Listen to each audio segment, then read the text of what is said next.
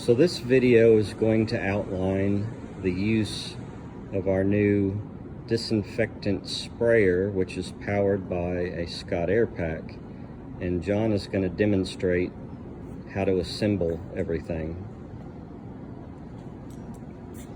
First, we'll connect the hose to the air pack. With the low pressure regulator taken off, the red hose clips right in.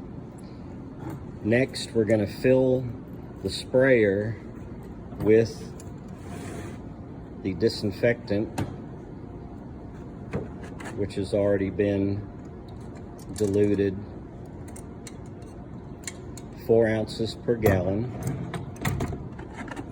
Slide the lever over, take the lid off, fill it up to just below the neck, leaving an inch or two from the top of the can.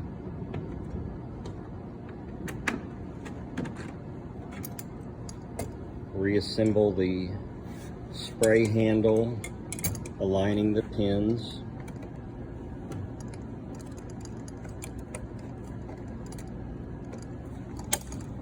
It's easier.